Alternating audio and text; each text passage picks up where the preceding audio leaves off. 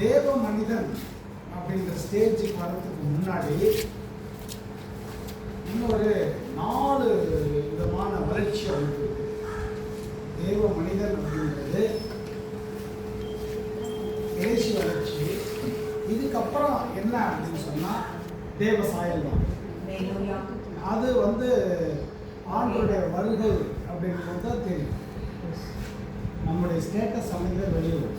ஆண்டவருடைய வருகையின் போது அன்னைக்கு தான் என்ன வெளியாகும். அப்போ இன்னைக்கு தேவ மனிதன் வரைக்கும் பார்க்கலாம் அப்படின்னு சொல்லி பார்த்தா அதுக்கு முன்னாடி அவனுடைய வளர்ச்சி 4 வளர்ச்சி இருக்குது. முதல் வருஷம் பிள்ளையா இருக்கான். கிறிஸ்துவுக்கு பிறந்த உடனே பிள்ளையா இருக்கான். அப்போ அவன் எப்படி நடந்துக்கணும் அப்படின்ற ஒரு வேதனை இருக்குது. 2வது வளர்ந்து வாலிபனாங்க. எப்போ கூப்பிட்டாலும் சரி சத்துக்கு வருவான். எந்த நேரத்தில் அவனை இன்வைட் பண்ணாலும் ஓடி வேலை செய்வான். அந்த இதை விற்கிறதுலேருந்து அவன் எல்லா வேலையும் செய்வான். அந்த ஸ்டேஜ் தான் வாலிப ஸ்டேஜ். எதுக்கும் சலிக்க மாட்டான். என்ன வேலைகளும் செய்வான். வீதியில் நின்று டாக்ஸ் அந்த காரியமெல்லாம் செய்வான். இது வாலிப பிராயத்தில் உள்ள ஊழியர்கள். 3வது கர்த்தருடைய மனிதராக காண்படுத்தாங்க. கர்த்தருடைய அந்த ஊழிய ஸ்டேஜ் வரும்போது வேதத்தை அதிகமாக வாசித்து அவன் என்ன செய்வான், கர்த்தரோட மனிதனாக மாறுவான். 4வது ஸ்டேஜ் தான் தேவ மனிதனாக மாறுவான். எப்போ அந்த கர்த்தருடைய வேதத்திலிருந்து எடுத்து தனக்குள்ளே அபியாசம் பண்ணி அதை வெளிப்படும் போது அது தேவ மனிதனாக வெளிப்படும். தேவ வார்த்தைகள் தேவ மனிதன் சொல்லுகிற வார்த்தைகளாக வெளிப்படுது. அது நம்ம பார்த்துருக்கோம். பழைய ஊழியக்காரர்கள், மரித்து போன ஊழியக்காரர்கள் எல்லாம் அவங்களுடைய அந்த வாழ்க்கை காரியங்கள்லாம் நம்ம பார்க்கும்போது பார்த்தீங்கன்னா அவங்க அந்த அவங்களுடைய குடும்பமாக இருந்தாலும் சரி, சபையாக இருந்தாலும் சரி, எதுவாக இருந்தாலும் சரி, தேவ பிரசனம் தேவ பிரசனம் அது அந்த சபையில் இருக்கிற மக்களுக்கு என்ன விதமான போசாக்கு வேணுமோ, என்ன விதமான ஆகாரம் வேணுமோ அது சரியாக கொடுப்பாங்க தேவனுடைய. அது இல்லாமல் அவங்களுடைய அந்த வாழ்க்கை தன்மைகள் இருக்குல்ல, ரொம்ப மக்களுக்கு பிரயோஜனமாக இருக்கும். இந்த 3 இதுக்கு முன்னாடி இருக்க ஸ்டேஜில் வராங்கல்ல, பிள்ளையாக இருக்கிறவங்களுக்கு, வாலிபனாக இருக்கிறவங்களுக்கெல்லாம் பார்த்தீங்கன்னா அந்த இது ரொம்ப அவங்களுக்கு பிரயோஜனமாக இருக்கும். அவங்க பார்க்கும்போதே கற்றுக்கணும். அவங்களை பார்க்கும்போதே தேவனை பார்க்கும்போதே எல்லாம் அதை கற்றுக்கணும். அப்போது அந்த தேவ மனிதனுடைய அந்த போர்ஷன் மட்டும்தான் எடுக்கிறேன். அந்த பிள்ளையாக இருக்கிறது, வாலிபனாக இருக்கிறது அதெல்லாம் எடுத்துக்கிறேன். அது 2-3 நாள் ஆகும். அதனால் இது மாத்திரம் சீக்கிரமாக நான் இதுலேயே பார்த்தீங்கன்னா உங்களுக்கு ஒரு 5 பகுதி இருக்குது நம்முடைய கேரக்டரில். அதை 3/4 மணி நேரத்தில் எழுதி நான் முடிக்கிறேன். கர்த்தர் நம்மை வழி நடத்துவார். முதலாவது, அவன் மனித தன்மைகளுக்கும் உணர்ச்சிகளுக்கும் உட்படாதவன். தேவ மனிதன் மனிதனுடைய தன்மைகளுக்கும், கேரக்டர் மனிதனுடைய தன்மைகளுக்கும், அடுத்தது என்ன அப்படின்னு சொன்னா உணர்ச்சிகளுக்கும் உட்படாதவன். அப்போ இந்த உணர்ச்சி சம்பந்தமா அவனைதான் நம்ம என்ன செய்ய கர்த்தருடையவன். யாராவது கர்த்தருடையவன். அப்போ அவன் என்ன செய்யறான் அப்படின்னா 2 தீமோத்தேயு 2:24 கர்த்தருடைய ஊழியக்காரன் சண்டை பண்ணுகிறவனாய் இராமல் எல்லாரிடத்திலும் சாந்தம் உள்ளவனும் போதக சமர்த்தனும் தீமையை சகிக்கிறவனுமாய் இருக்க வேண்டும். அப்ப அதுல 4 விஷயங்கள் போட்டுருக்கு. 1 சண்டை பண்ணாதவன், 2வது சாந்த உள்ளவன், 3வது போதக சமர்த்தன், 4வது தீமையை சகிக்கிறவன். அதுல முதலாவது பார்த்தீங்கன்னா சண்டை பண்ணாதவன். கர்த்தருடைய ஊழியக்காரன் சண்டை பண்ணாதவன். இந்த சண்டை நேராக போய் குஸ்தி போடுறது பேர் சண்டை கிடையாது. அவன் மேலே எரிச்சல் வந்தாவே அதுவே ஆபத்து தான். அவன் மேலே எரிச்சல் வந்தாவே அதுவே பெரிய ஆபத்து தான். ஒரு ஒரு காரியம் பேசிட்டு இருக்கும் போது என்ன ஆகும் அப்படின்னா, ஒரு சின்ன பிள்ளைங்க குறுக்க பேசும். அந்த மாதிரி இருந்தாவே அது கொஞ்சம் இன்னும் பக்குவப்படலை அப்படின்னு அர்த்தம். அது எவ்வளோ பெரிய விஷயம் பேசினாலும் ஸ்டாப் பண்ணிட்டு என்ன பாப்பா என்ன வேணும், ஓ சரி ஓகே மனுஷன் இதை கண்டிப்பாக பண்ண அந்த பக்குவத்துக்கு சண்டை பண்ணக்கூடாது. ஏன்னு காரணம் என்ன? சண்டை பண்ணுறவருடைய விளைவு என்னவாக இருக்கு? சண்டை சச்சரவுகளுடைய விளைவு என்னவாக இருக்கு? ஒரு பிரச்சனை ஆரம்பிக்குது அப்படின்னு சொன்னா அதனுடைய விளைவுகளை நாம் நன்றாக அறிந்திருக்க வேண்டும். ஒரு பிரச்சனை வருது அப்படின்னு சொன்னா அதனுடைய பின்பகுதி என்ன, அது என்னவாக இருக்கும் அப்படின்றது நாம் நல்லா அறியணும். நிச்சயமா சண்டையுடைய பின்பகுதி அது மனக்கசப்பு தான் வரும். அது நமக்கு ஆவிக்குரிய ஆசீர்வாதங்களை கொண்டு வராது, அது மேம்படவும் முடியாது. அப்போ ஆரம்பத்திலே என்ன ஆயிரும் அப்படின்னா அதை க்ளோஸ் பண்ணிடும். அது வரும்போது அதை க்ளோஸ் பண்ண கற்றுக்கணும். நமக்குள்ள எழுந்தாலும் சரி, மற்றவங்கள்ட்ட இருந்து எழுந்தாலும் சரி, அதை என்ன செய்யணும்? ஆஃப் பண்ண கற்றுக்கணும். இல்லாட்டி மதகு திறந்து விட்டு தண்ணி மாதிரி இது வந்துடும். புரியுங்களா? மதகு திறந்து விட்டோம்னா எப்படி தண்ணி வெளியே வருதோ அது போல வந்துகிட்டே இருக்க, போற இடம்லாம் முடியுது. அதனால என்ன செய்யணும்? சண்டை பண்ணாதவனா இருக்க வேண்டும். உதாரணமா ஆபிரகாம் காலத்துல வர பஞ்சம் மாதிரி ஈசா காலத்துல ஒரு பஞ்சம் வருது. அப்ப இந்த பஞ்சம் வரும்போது எல்லா மக்களும் எங்க போறாங்கன்னா எகிப்துக்கு தான் போவாங்க. அந்த எகிப்துக்கு போகும்போது அன்னைக்கு பார்த்தீங்க, அந்த சமயத்துல ஈசா காலத்துல அதே மாதிரி பஞ்சம் வந்தது. அவர் என்ன சொல்றாரு? எகிப்துக்கு தான் கிளம்பினார். ஆனா ஆண்டவர் என்ன சொல்லிட்டார்? எகிப்துக்கு போகாத, எகிப்துக்கு போகாம நீ இப்போ இந்த தேசத்துலேயே போய், அது வெளிச தேசத்துலேயே குடியிரு, நான் உன்னை ஆசிரியப்பேன் அப்படின்னு சொல்லிட்டார். அவரோட பேச்சுக்கு கட்டுப்பட்டு அவன் அங்கேயே இருந்தான். அங்கேயே ஏற்கனவே அவங்க அப்பா இருந்த இடத்துலையே அவர் என்ன செஞ்சாரு? அவர் விவசாயம் பார்த்தார். விவசாயம் பார்த்து நல்ல விளைச்சல் வந்துச்சு. விளைச்சல் வந்தவுடனே நல்ல 100 மடங்கு ஆசீர்வாதத்தை பெற்றான். அந்த ஆசீர்வாதத்தை பெற்றதுடைய மக்கவே பார்த்தீங்கன்னா போராமை மக்களுக்கு வந்தது. அவங்க என்ன செய்ய, ராஜாவே நேரம் என்ன சொல்றாங்க? நீங்க இருக்க வேணாம். இடம் யாருது? ஆபிரகாம். அவருடைய பையனுக்கு இருக்கிறதுக்கு உண்மை இல்லையா? அப்ப என்ன அப்படின்னா, நீங்க இருக்க வேணாம், நீ போ. ஏன்? நீ எங்களோட பெரிய ஆள் இல்லையா? நீ எங்களோட பெரிய ஆள் இருக்க அப்படின்னு சொன்னா சரி, வேற இடத்துக்கு போ. வேற இடத்துக்கு போய் அங்க போய் என்ன செஞ்சாரு? துறவு வெட்டார். துறவு வெட்டும் போது அது துறவு வெட்டும் போது உடனே அங்க வந்துட்டாங்க. என்ன சொல்றாங்க அப்படின்னு சொன்னா, துறவு எங்களுக்கு. அப்போ அதுக்கு ஒரு பேர், ஏசேக்கு சித்தனா அப்படின்னு சொல்லிட்டு 2 பேர் இருக்கிறார். துறவு எங்களுக்கு அப்படின்னா அதை விட்டுட்டு போயிட்டார். 3வது இடத்துல போட்டோம். அங்கேயே விட்டும் போது தண்ணி எங்களுக்கு என்ன சொல்றா? துறவு எங்களுக்குன்னு சொல்லல, எதுவுமே சொல்லல. அவன் என்ன சொல்ற? சம்மந்தமே இல்லாம, அதாவது பிடிக்கல அப்படின்னு சொன்னா எதையாவது ஒண்ணு என்ன செய்வாங்க? சொல்லுவாங்க. ஏற்கனவே மண்பானை கிராக்கா தான் இருந்திருக்கும். மண்பானை கிராக்கா தான் இருந்திருக்கும். மருமக கைப்பற்றி கீழே உடஞ்சு வச்சுக்கோ, ஐயோ அது என்ன ரொம்ப வாங்கினது தெரியுமா, எந்த நாட்டில் வாங்கினது தெரியுமா அப்படின்னு சொல்லிட்டு ஆல்ரெடி அது என்னவா தான் இருந்திருக்கு, யூஸ் இல்லை. அப்படி ஆயிடும். அப்படி இருக்கும்போது என்ன ஆகுது அப்படின்னு சொன்னா, அந்த இடத்துல இருக்கிற அந்த தண்ணி என்னதுன்றான். இவன் துறவு ஆள் வச்சு நோன்றான், எடுக்கிறான், விவசாயத்துக்கு தண்ணி வேணும் சொல்லி செய்யறான். ஆனா அங்க என்ன சொல்றான்? இப்போ 3 இடத்துலயும் என்ன பண்ணிருக்கலாம்? வாதாடிருக்கலாம். 3 இடத்துலயும் வாக்குவாதம் பண்ணிருக்கலாம். 3 இடத்துல சண்டை பண்ணிருக்கலாம். அப்போ இதனுடைய கருத்து என்ன அப்படின்னா, கர்த்தர் ஒரு ஆசீர்வாதத்தை கட்டளையிட்டா அதுல என்ன செய்யாது? வாக்குவாதம் வராது. அப்போ இன்னொரு இடத்துக்கு போய் அங்க போய் துறவு விட்டது, அங்க யாருமே பிரச்சனைக்கு வரல. அங்க என்ன தண்ணி இருந்தது, துறவு வெட்டினது, அங்க என்ன யாரும் பிரச்சனைக்கு வரல. அப்பதான் சொல்ற ரகபோ, அல்லேலூயா. அப்போ கர்த்தர் நமக்கு உண்டாக்கின இடம். அப்ப என்ன செய்யணும் அப்படின்னா, இந்த பிரச்சனைகளுடைய மூல காரணம் எதுவானாலும் இருக்கலாம்.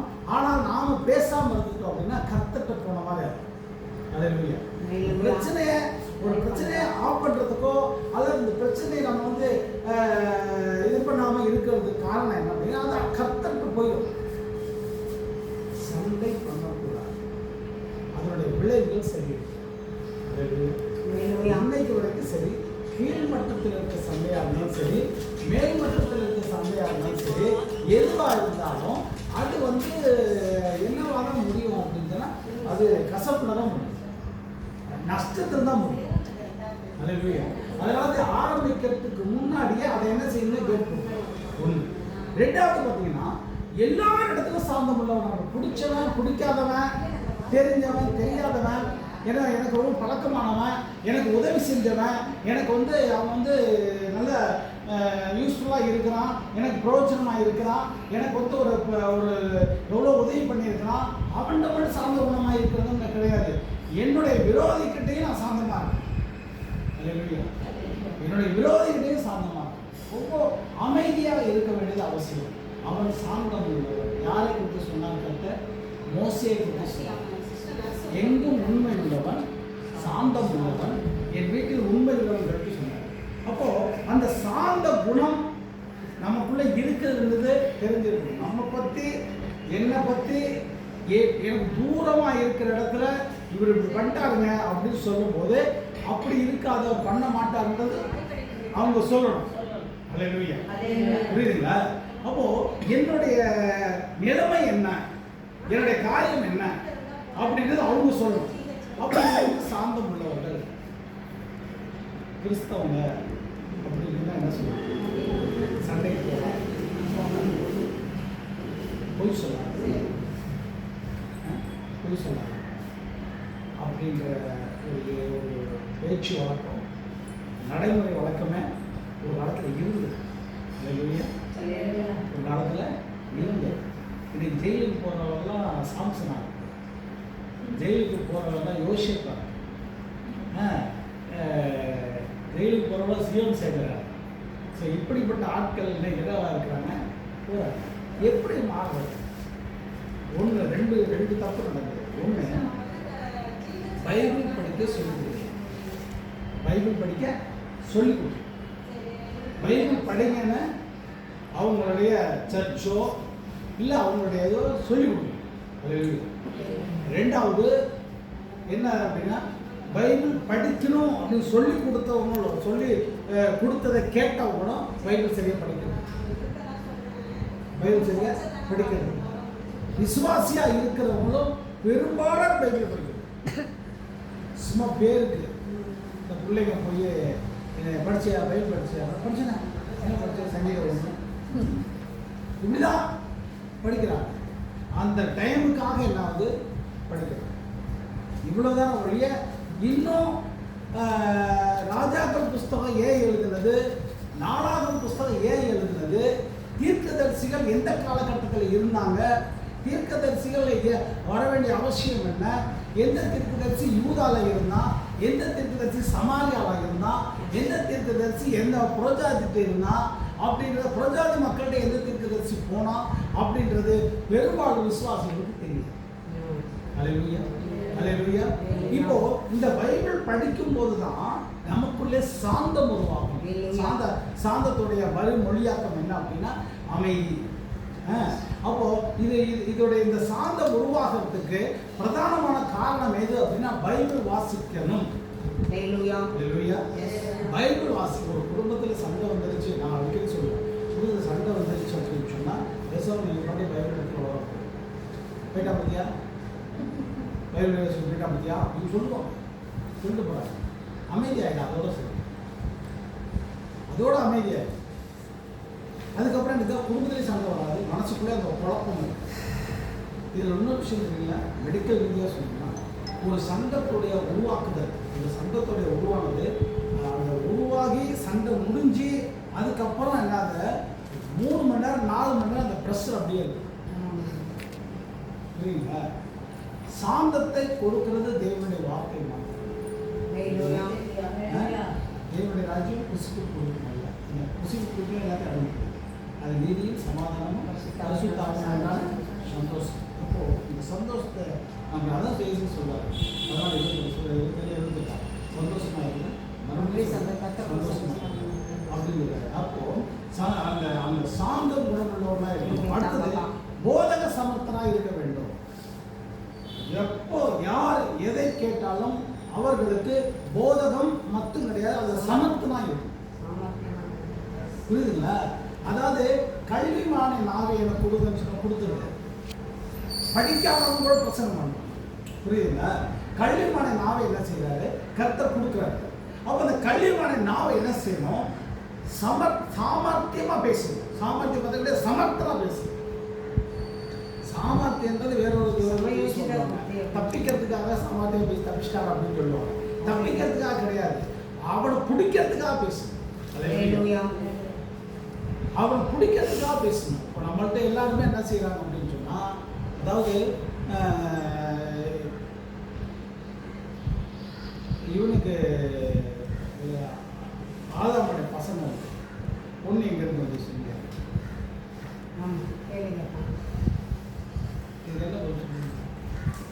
அவட்டுக்கு எதுவும் ஏற்ற முடியல.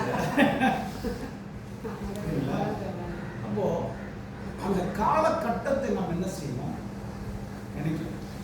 அந்த காலம் எவ்வளோ காலம். ஏனோக்கு வந்து தேவனோடு சஞ்சரிக்கிற காலம் வரைக்கும் ஆதாம் இருந்தார். புரியுங்களா?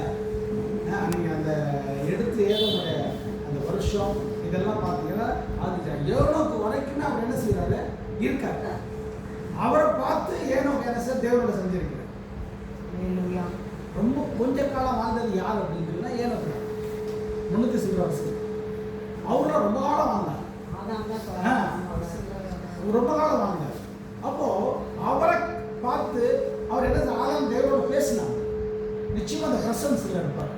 அந்த பிரசன்னம் தேவனோட பேசினாவே தேவனுடைய வார்த்தையில நம்ம படிக்கும் போது நமக்கு பிரசன்னம் வரல. அப்போ தேவனோட பேசுற அந்த ஆளை என்ன செய்வார் அப்படின்னா நிச்சயம் பிரசன்னத்தில் இருப்பார். அவரை பார்த்து கேட்கணும் இல்ல. ஏனோ சார் அவரை விட ஒரு படி மேல போய் தேவனுடைய செஞ்ச தேவனுடைய சாட்சி கொடுத்தார். ஆதாமுக்கு சாட்சி கொடுத்தார். ஆனா அவரை கொடுத்து சாட்சியும் கொடுத்திருக்கிறார். நீங்க படிச்சு பாருங்க தெரியும். அடுத்தது கடைசியா தீமையை சகிக்கிற மாதிரி இருக்கு. தீமையை சேர்த்து ஒரு லெசன் இருக்கு. நான் ஒரு கடைசி இருக்கு. தீமையை சகிக்கிற மாதிரி, தீமைக்கு தப்பி போகக்கூடாது. அதாவது பல பேர் சொல்லுவாங்க தீமை வருதுன்னு தெரிஞ்சு அப்போ எப்படியா நீ வந்து அதை போய் செஞ்சுட்டு இருக்கா பெருசாக போக வேண்டியதில்லை. நான் சொல்றது ஆவிக்குரிய உலக பிராண தீமைக்கு நம்ம போகவே கூடாது. புரியுங்களா? உலக தீமைக்கு நம்ம போகவே கூடாது. அப்போ ஆவிக்குரிய கஷ்டங்கள் ஆவிக்குரிய தீமைகள் வரும்போது என்ன செய்யணும் அப்படின்னு சொன்னா நாம் அதை எப்படி இது பண்ண சகித்து பழகணும். 12 எபிரேயர் 12ஆம் அதிகாரம் 2ஆம் வசனம். அவர் தமக்கு முன் வைத்திருந்த சந்தோஷத்தின் பொருட்டு அவமானத்தை எண்ணாமல் சிலுவையை சகித்து சகித்தார்.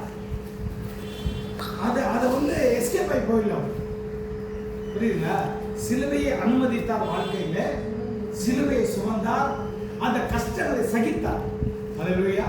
இந்த சகிப்பு தன்மை உடைய வெளிப்பாடு என்னவா இருக்குது தெரியுமா? இப்போ நமக்கெல்லாம் வந்து ஒரு கஷ்டம் வந்துருச்சு. ஒரு வீட்டில் 10 பேர் இருக்காங்கன்னு வச்சுக்கோங்க. இந்த 10 பேர் இருக்காங்க. 10 பேர் டிவி பார்த்துக்கிட்டு செல்ஃபோன் நோண்டிட்டு இருக்காங்க. ஒரே ஒரு அம்மா மட்டும் அடுப்படியில் இருக்கும். பார்த்தா 24 hours அடுப்படியில் இருக்கும். அந்த அம்மா என்ன நினைப்பாங்க? எவ்வளோ நான் கஷ்டத்தை சமைக்கிறது, எவ்வளோ ஹோட்டல் மட்டும் சமைச்சிக்கிட்டே இருக்காங்க அப்படின்னு சொல்லி என்ன பண்ணுவாங்க சொல்லி அதுதான் வரும். அந்த தீமையோடைய வெளிப்பாடு என்ன செய்யும்? முறுமுறுப்போம் இல்லை அப்படியே நேராக ஓப்பனாக பேசிக்குவாங்க. 10 பேர் அப்படிலாம் பேசுறவங்க உண்டு. சில பேர் முறுமுறுப்பாங்க. சில பேர் என்ன பண்ணுவாங்க? முறுமுறுப்பாங்க. ஆனா ஆண்டவராக இயேசு கிறிஸ்து முறுமுறுக்கவே இல்லை. அல்லேலூயா. அவங்கள திட்டவும் இல்லை, பேசவும் இல்லை. இந்த 10 பேருக்கு சமைக்கிற கொடுமையை காட்டிலும் பெரிய கொடுமை நடந்தது அவருக்கு. உலகத்துல இதுவரைக்கும் எந்த மனுஷனுக்கும் நடக்காத ஒரு கொடுமை நடந்தது. அப்போ கூட அந்த ஆடு முடி கத்திரிக்கிற போறது மாதிரி அவர் என்ன செஞ்சாரு? தன்னை ஒப்பு கொடுத்தார். அல்லேலூயா. ஒண்ணு கூட பேசல. ஒண்ணு கூட அவர் என்ன செய்யல? வாய் திறக்காம இருந்தார். முறுமுறுக்காம இருந்தார். அப்போ தீமையை நாம் சகிக்க செலவு. யார் ஆட்சிக்கு வந்தாலும் சரி, யார் இந்த ஆட்சிக்கு போனாலும் சரி, நமக்கு ஆவிக்குரிய நன்மை மனசுல வராது. என்ன ரூட்ல என்ன செய்வாங்கன்னு தெரியாது. அதனால நமக்கு தீமை வருவது அவசியம், கட்டாயம் வரும். அதை அவன் சகிக்கப்படும். ஏங்க ரொம்ப போனா என்ன செய்வோம்? கொண்டு போடுவோம். அவ்வளோதானே, கொண்டு போடுவானா? நல்லது தானே. ரத்த சாட்சி கொடுப்போம். ரத்த சாட்சியா என்ன ஆகும்?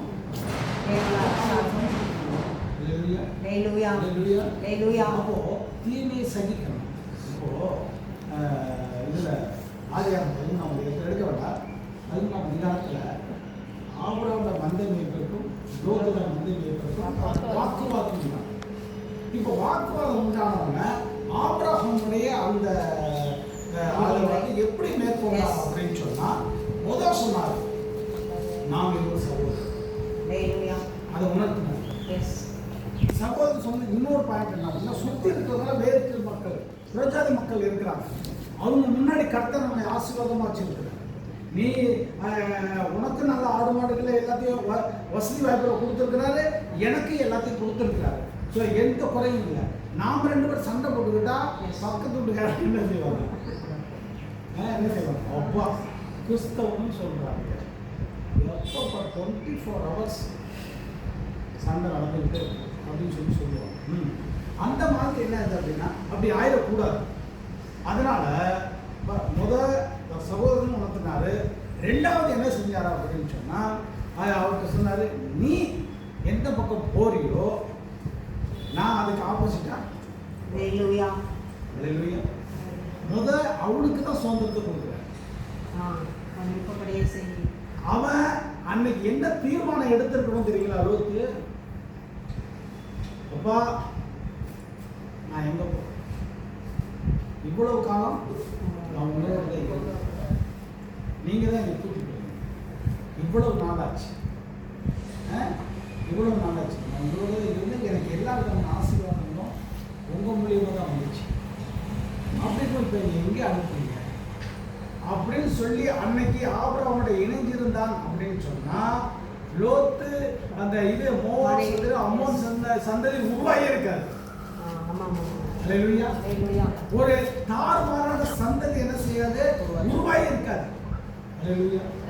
ஆனா அவன் என்ன செஞ்சா, சொத்து தான் முக்கியம், ஆடு மாடுகள் தான் முக்கியம், அண்ணன் தம்பி உறவு சித்தப்பா முறையோ பெரியப்பா முறையோ வேணும் அவரு, அது எனக்கு தேவையில்லை, உறவு எனக்கு தேவையில்லைன்னு சொல்லிட்டு அவன் என்ன தன்னுடைய வேலைக்காரங்களோடு ஆடு மாடுகளோடு போய் லோத்து இதுல போய் சோபாரில் போய் குடியிருந்தான்.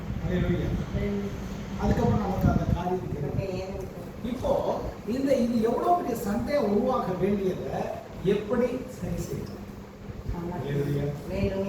ஒண்ணு நம்மளுடைய உறவு உணர்த்தலாம்.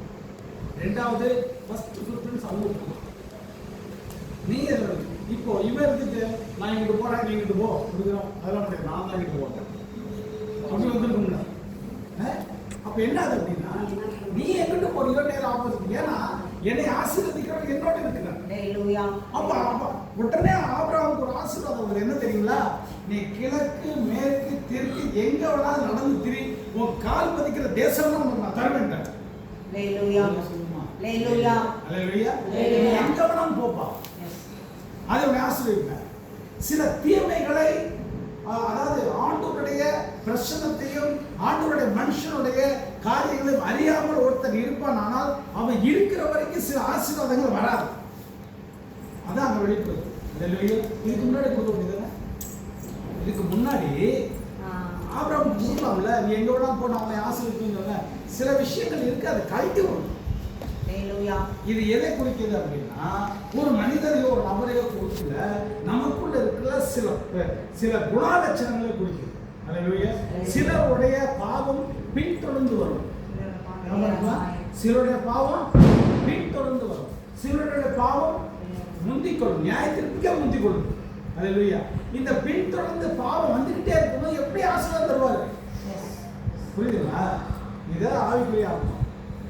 ஒரு பாவம் எனக்கு இருக்குது, என்னை பின்தொடர்ந்து வந்துகிட்டு இருக்குது, அப்படி இருக்கும்போது என்னை எப்படி ஆசீர்வதிப்பார்?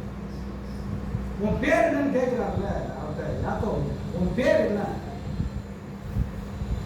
யாக்கோபு. யாக்கோபுன்ற பேருக்குள்ள என்ன ஒளிஞ்சிட்டு இருக்கு?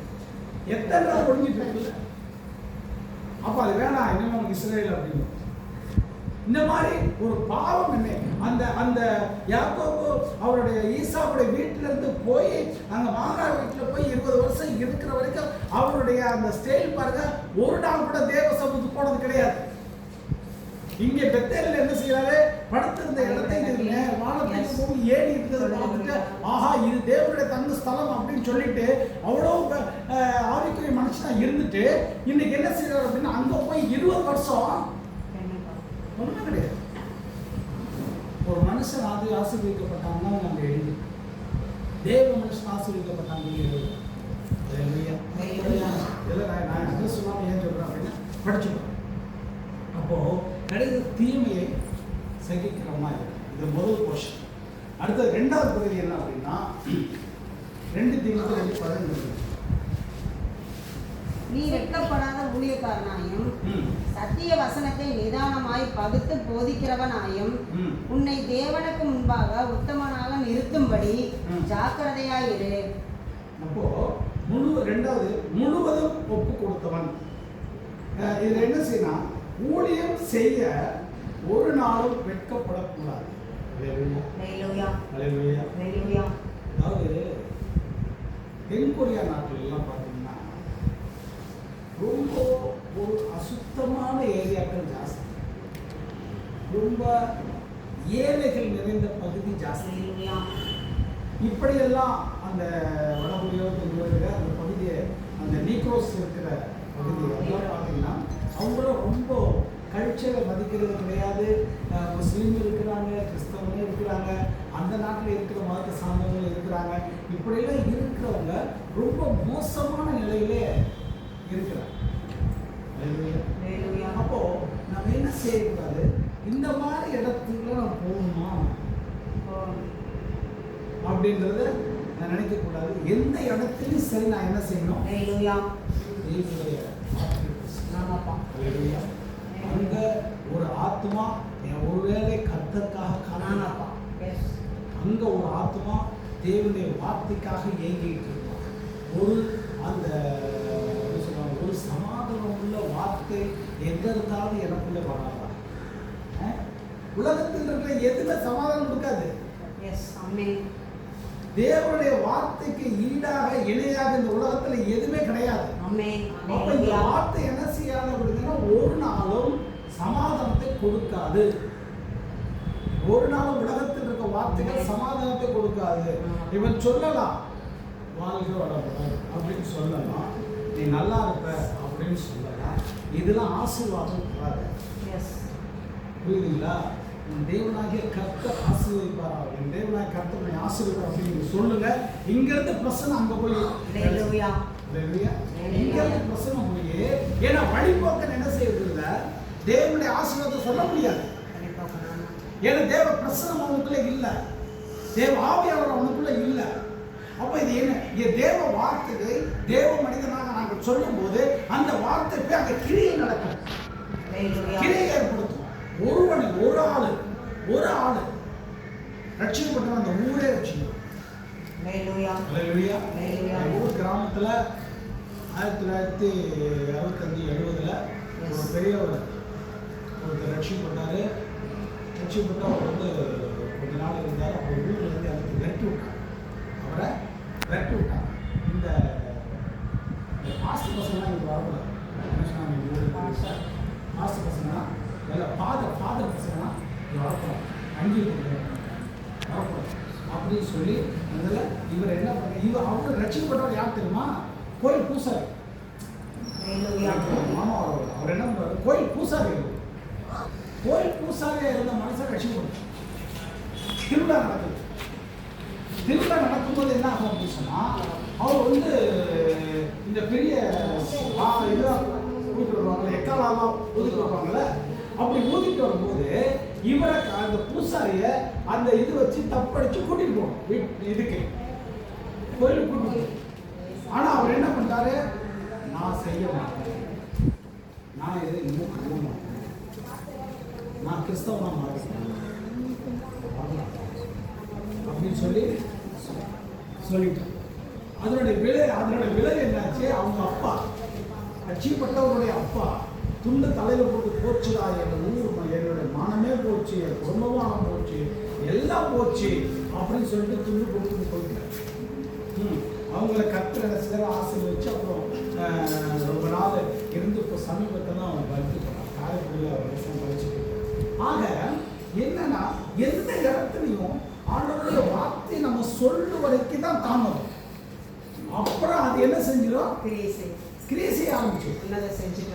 சொல்லாத இருங்க, அந்த காலம் மாதிரி எவ்வளோ போராடத்துக்குலாம் போய் ஆண்டவர் பின்னாடியே போய் அவனை இழுத்துட்டு வந்தாரெல்லாம் இழுத்துட்டு வர மாட்டாரு.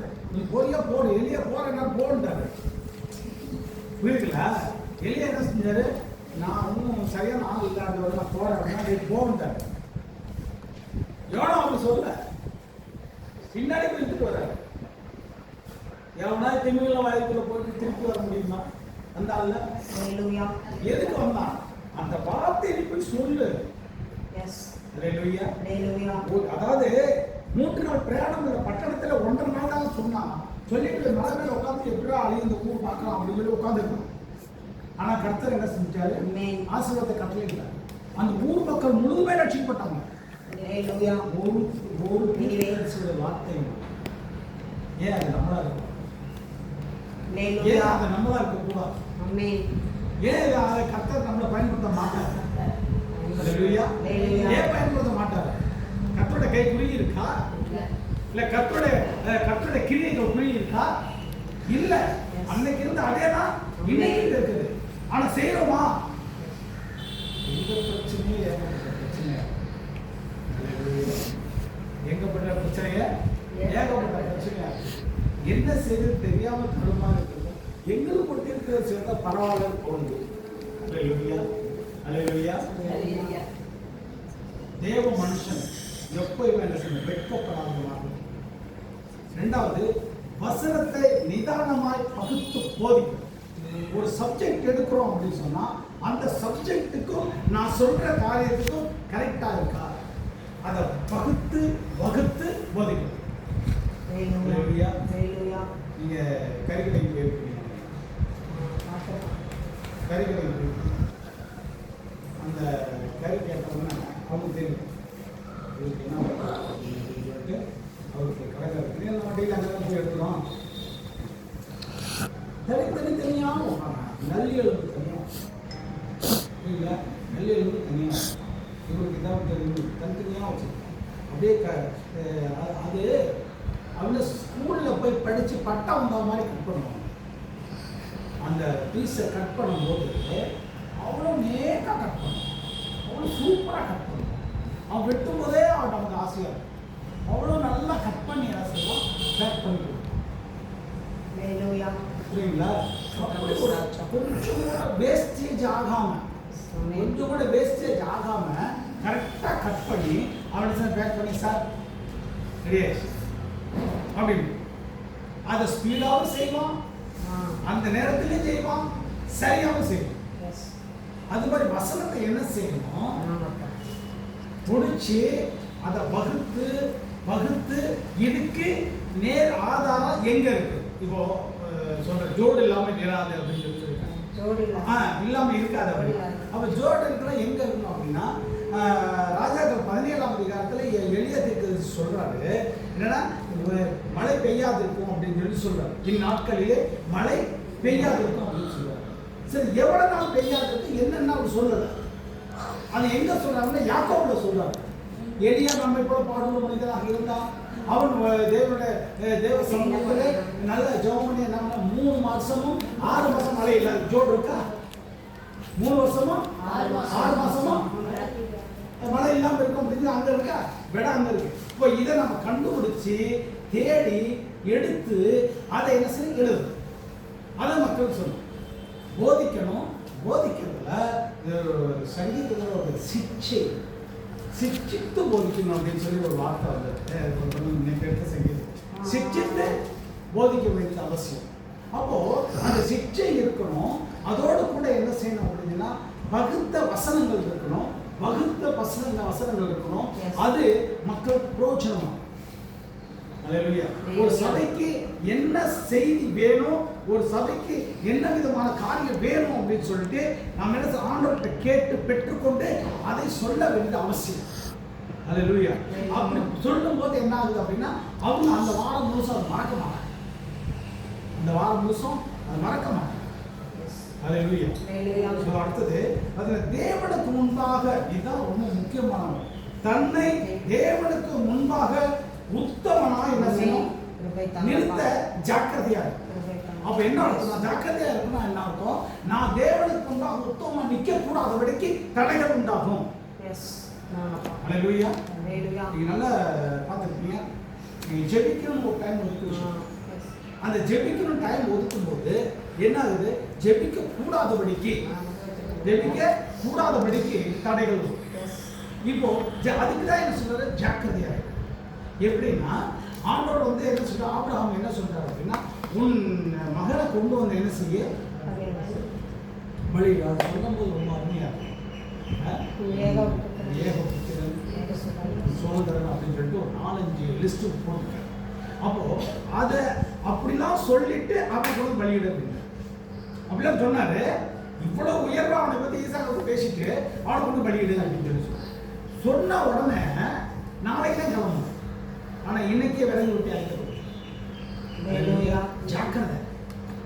ரெண்டாவது, மனைவிட்ட சொல்லல. முதல் நாள் என்ன பண்றாரு? அந்த விறகை வெட்டி ரெடி பண்றாரு. ஏன்னா இவ்வளவு தூரம் பலிபட வரணும், அது வரைக்கும் என்ன செய்யணும்? விறகு இருக்கணும். கல்லுக்கு எங்க போறது? அங்க போய் தேடிட்டு இருக்க முடியும். மலையில மோகியார் மலையில போய் இவ்வளவு தூரம் இருக்கணும். அதுக்கப்புறம் தூக்கி அவனை போடணும். அதுக்கு என்ன செய்யணும்? முன்னாடியே விறகு ரெடி பண்ணணும். அடுத்தது என்ன செய்யணும் அப்படின்னா, அந்த அம்மா சொன்னோம்னு வச்சுங்க, இது மாதிரி பையனை படிச்சுட்டு போறேன் அப்படின்னு சொன்னா என்ன இருக்கும்? எல்லாரும் வீட்லையும் நடக்கணும். அப்புறம் வீட்டில் எல்லா வீட்லையும் நடக்கணும், எனக்கு நடக்கும். அதான் அவர் சொல்ல ஜாக்கிரதையா சொல்ல. மூணாவது என்ன செஞ்சாரு? அந்த வேலைக்கார கீழே நிப்பாட்டிட்டு விறகுலாம் அவன் தலையில வச்சுட்டு, யார் தலையில? ஈசாக்கு தலையில வச்சுட்டு இவர் என்ன செஞ்சாரு? போட. அப்புறம் ஒரு கேட்கு அவன் சொல்ல, நாங்கள் முதல்ல இல்லை, நாங்கள் போயிட்டு வரோம், நாங்கள் போயிட்டு வரோம், நான் போயிட்டு வரேன் அப்படின்னு சொன்னா, நாங்கள் போகிறோம் திருப்பி வருவேன் அப்படின்னு சொன்னா, என்ன இப்படி பேசுறாரு, சரியில்லையே பேச்சு அப்படின்னு சொல்லிட்டு சந்தேகம். ஆனால் நாங்கள் போயிட்டு வரோம் அப்படின்னு சொல்லிட்டு போறாரு. அப்ப நம்மால் கேட்கிறார் ஈசாக்கு, அப்பா கட்டை இருக்கு, நெருப்பு இருக்கு, எல்லாமே இருக்கு, ஆடை. அல்லேலூயா. அவர் சொல்லியிருப்பாரா? மகனே நீதான் ஆடு, நீதான் ஆடு சொன்னா என்ன ஆகும்? ஏறக்குறைய 114 வயசு ஆபிரகாம் 14 வயசு பையன் ஓட்டத்தை பிடிக்க முடியுமா? சிட்டா பறந்துருவான். அவர் ரெண்டு நைட்டு ஒரு பகல் வந்தார் நடந்து, ஒரே நாள் போயிடுவா வீட்டுக்கு. புரியுதுங்களா? அப்பா அம்மா நல்லா அனுப்பணும்மா, அவருடைய போட்டளிப்பாரு. அப்படி ஆயிரும்ல.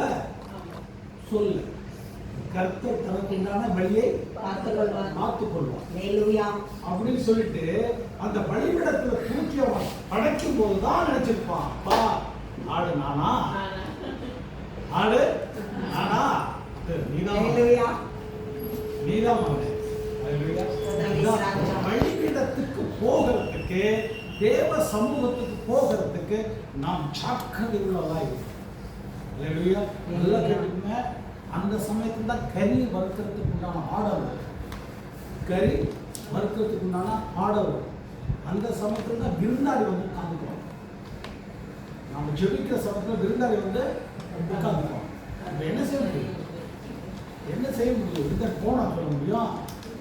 ரொம்ப நெருங்கினவங்க வந்துடுவாங்க. அது எப்படி சமாளிக்கும்? வாங்க ஜெபிக்கலாம் அப்படின்னா, சோபனம் நீங்க வாங்க போல நம்ம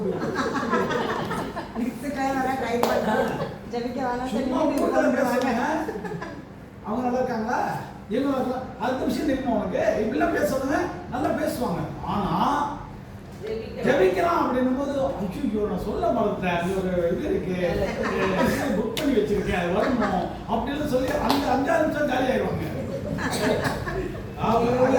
நாம் என்ன செய்யணும், தேவனுக்கு முன்பாக பலி செலுத்துறதுக்கு ஜாக்கிரதையாக இருக்க வேண்டியது அவசியம். 2 விட்டுட்டே போறேன், கடைசியா மட்டும் ஒன்று சொல்லிடுறேன். யாக்கோபு 1:12 சோதனையை சகிக்கிற மனுஷன் பாக்கியவான், அவன் உத்தமன் என்று விளங்கின பின்பு கர்த்தர் தம்மிடத்தில் அன்பு புரிகிறவர்களுக்கு வாக்குத்தத்தம் பண்ணின ஜீவ கிரீடத்தை பெறுவான். அதே முன்னாடி சொன்ன ஒரு வார்த்தையோடைய விளக்கம் நான் சொல்றேன். சோதனையை சகிக்கிற மனுஷன். இப்போ சோதனை வந்துருச்சு, சோதனை வந்துருச்சு. இந்த சோதனை யார் மூலமா வரணும் அப்படின்னு சொன்னா, முத நம்ம மூலமே நமக்கு சோதனை.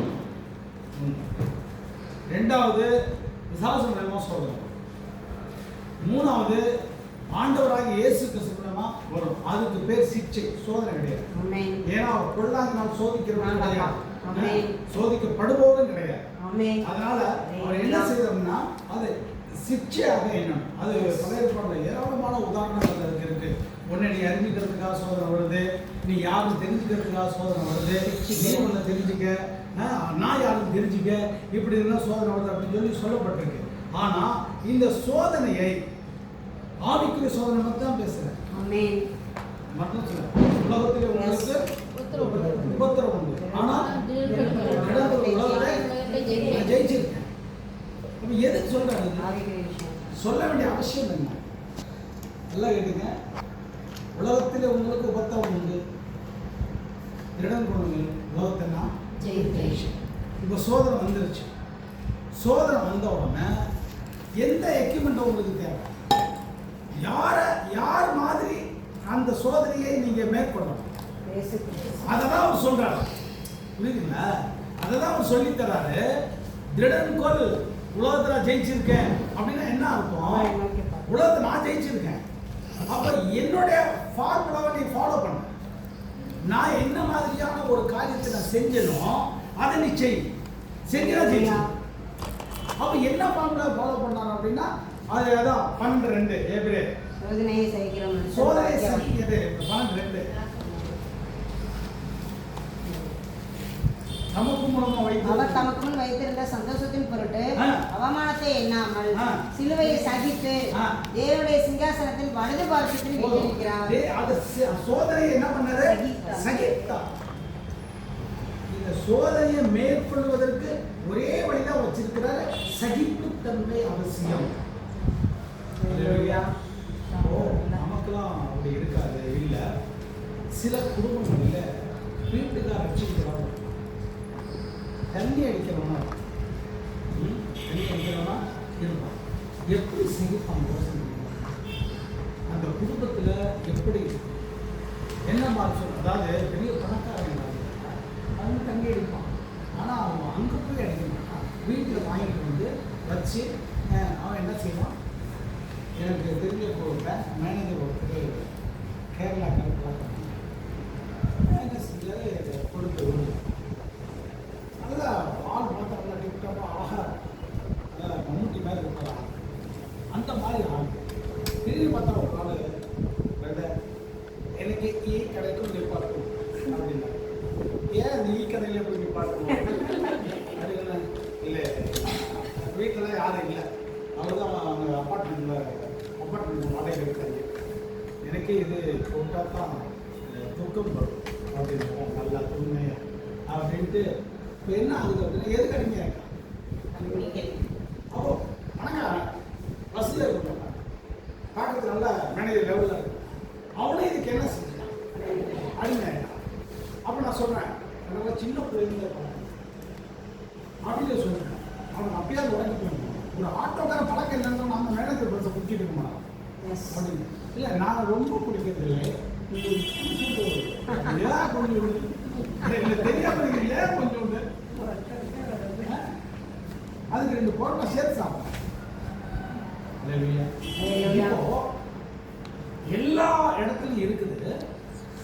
இதை நாம் நினைச்சு இந்த மாதிரி ஒரு ரட்சிக்கப்படாத கணவன் ஒரு இருப்பானால், தன் மனைவி வந்து சர்ச்சுக்கு போகிறத விரும்பாத ஒரு கணவன் இருப்பானா, அந்த குடும்பத்தில் எவ்வளோ பெரிய குடும்பம், எவ்வளோ பெரிய குடும்பம். அவங்க டெய்லி நரகத்தை அனுபவிக்கலாம். டெய்லி என்ன செய்யலாம், வேதனையோடு கலந்து போயிருப்பாங்க. அதுலேயும் டெய்லி கட்டட வேலைக்கும் அங்கே இங்கே போட்டு வரவங்களா இருந்தால் அவங்க வாங்குகிற சம்பளமும் அவங்க குடும்பத்துக்கு பிள்ளைகளுக்கு தீனி வாங்க கூட முடியாது. ஏன்னா இவங்க பாதி கொடுத்து வந்துடுவாங்க, ஃபைனான்ஸ் கட்டிட்டு வந்துடுவாங்கல்ல பாதி. அவங்க எப்படி இங்கே வாங்கிட்டு வர்றது, இவ்வளோ பிரச்சனைகள். அப்போ இப்படிப்பட்ட ஒரு குடும்பத்தில் வாழ்கிற விசுவாசி இதுக்கு என்ன சொல்லிக்காதுன்னா சகிச்சுக்க. இந்த மாதிரி சகிச்சுக்க. அவசியம். புரியுதுங்களா? அந்த சகிப்புத்தன்மை வந்துருச்சு அப்படின்னா எப்பேற்பட்ட பிரச்சனையா இருந்தாலும் நம்ம ஜெயிச்சிருக்கோம். அதாவது அதுல எப்படிப்பட்ட ஒரு பிரச்சனையா இருந்தாலும் சரி நம்ம ஜெயிச்சு. இயேசு கிறிஸ்து இதைதான் பண்ணார். அடிக்கும் போதும் பேசாமல் இருந்தாங்க, முள்முடி சூட்டும் போதும் பிரச்சனை பேசாமல் இருந்தாரு, சதைகளை பிக்கும் போதும் பேசாமல் இருந்தாரு, என்ன செஞ்சாலும் சிலுவை மேலே சுமத்தும் போது பேசாமல் இருந்தார். எல்லாத்துக்கும் சகிப்புத்தன்மை அவசியம். சகிப்புத்தன்மை இல்லாத காரணத்தினால்தான் குடும்பங்களில் பலவிதமான பிரச்சனைகள் வரும், பலவிதமான போராட்டங்கள் வரும். அதாவது 2 விஷயங்களுக்கு மட்டும் உடம்படக்கூடாது. ஒன்று நேர சாமி அப்படின்னு உடம்பட அவசியம். 2வது விபச்சாரம் செய்யும் அப்படின்னா உடம்பட அவசியம். ஏன்னா 2மே என் தேவனுக்கு பிரியமில்லாது, செய்யக்கூடாதுன்னு சொல்லியிருக்கிறார். புரியுதுங்களா? ஏன்னா நானும் என் கணவனும் நானும் என் மனைவியும் ஒரே சரீரமாகும். அப்போ இன்னொரு சரீரம் வந்து அதுக்கு விபச்சாரம். நானும் என் தேவனும் ஒரே அங்கமாக இருக்கிறோம். நானும் ஆண்டவராகிய இயேசு கிறிஸ்து ஒரே அங்கமாக இருக்கிறோம். இப்போ நாம வேறொரு தெய்வத்தை வணங்கினேன் அப்படின்னா அதுக்கு பேர் விபச்சாரம். அதெல்லாம் விபச்சாரம் சொல்றாரு 4ஆம் அதிகாரத்தில் நினைக்கிறேன். அப்போ இப்படி இருக்கிறதுனால சோதனையை நாம் என்ன செய்யணும், சகித்து பழகணும். 2வது அதுல உத்தமனா வரணும். சகிக்க முடியலங்க, அவங்களுக்கு எஸ்கேப் ஆயிடும். பைபிள் வாசிக்கணும், பைபிள் வாசிச்சு அதோட நிக்காம அதன்படி நடக்கணும். வாசிக்கணும், அதன்படி நடக்கணும். கஷ்டமான வாசிக்கணும்னா சரி, நடக்க சொன்னாங்க. நடந்தா என்ன ஆகிரும், என்னுடைய நடைமுறைகள் மாறும், வாழ்க்கை தன்மைகள் மாறும், உத்தமமாயிரும். இதுக்கு பயந்துட்டு சில பேர் என்ன செய்வாங்க, விசுவாசிகளே ரொம்ப பேர் என்ன செய்வாங்க, சர்ச்சுக்கு 5 லட்சம் ரூபாய் டொனேஷன். இந்த உங்களுக்கு வந்து இந்த கன்வென்ஷன் எவ்வளோ செலவாங்க, 10 லட்ச ரூபா. நான் ஒரே செக் பண்ணிக்கிறேன். உன் வாழ்க்கை எப்படி இருக்கு, உன் வாழ்க்கை எப்படி இருக்கு? என் பணத்தை இயேசு கிறிஸ்து விரும்பல, ஊழியக்காரன் அதே மாதிரி தான் இருக்கணும். என் பணத்தை நான் விரும்பல, ஒன்னே தான் விரும்புறேன், நீ தான் எனக்கு வேணும். அவனவன் தனக்கானவன் இல்லை அல்ல, வேறுக்கானவழி நோக்குவான். அது வேற டைரக்ஷன். நீ போ, என்னமோ பண்ணிக்க. சர்ச்சுக்கு வந்த சர்ச்சு ஒழுங்குக்கு கட்டுப்படணும், வேதத்தின் மகத்துவங்களுக்கு கட்டுப்படணும், வேதத்தின் வார்த்தைகளுக்கு கட்டுப்படணும். நீ சர்ச்சுக்கு வந்துட்டு அப்படின்னு சொன்னா அந்த சர்ச்சினுடைய சத்தியத்தின் பிரகாரம் நீ நடக்கணும். அது நடக்கல அப்படின்னு சொன்னா விசுவாசம் வெறும் வாசிதான், விசுவாசி கிடையாது. அடுத்தது கர்த்தரிடத்தில் அன்பை பெற்றவனாக இருப்பான். அந்த சோதனை சைக்கிள் எப்படி இருப்பானா, கர்த்தரிடத்தில் அன்பை பெற்றவனாக இருப்பான். அதாவது பார்த்தீங்கன்னா ஒரு வார்த்தை தான் எவ்வளோ பெரிய கேஸ் இருப்பாங்க. அதாவது இவர் என்ன செஞ்சாரு, ஒவ்வொரு கோத்திரத்துக்கு ஒருத்தராக அனுப்புறாரு. இவர் அனுப்புறாரு, ஆபிரகாம் அனுப்புறாரு, மோசே அனுப்புறாரு. மோசே அனுப்பி பார்த்துக்கலாங்க, இந்த தேசம் நல்லதா கெட்டதா, வளம் உள்ளதா வளம் இல்லாததா, பில்டிங்லாம் பெருசு பெருசாக இருக்கா சின்னதாக பார்த்துக்க சொன்னாங்க. இவங்க போனாங்க, பார்த்தாங்க. ஒரு பெரிய திராட்சை கூட 2 பேர் 3, அதாவது ஒருத்தரால் தூக்க முடியாமல் குச்சி நடுவில் விட்டு 2 பேர் தூக்கிட்டு வராங்க. அவ்வளோ நல்ல தேசம். பாலும் தேடுகிற ஓடுகிற தேசம் தான். இதுல எந்த மாற்றமும் கிடையாது. ஆனா அங்க ஏழோக்கின் புத்திரர்களை நாங்க பார்த்தோம். அங்க பெரிய ஆட்களை நாங்க பார்த்தோம்.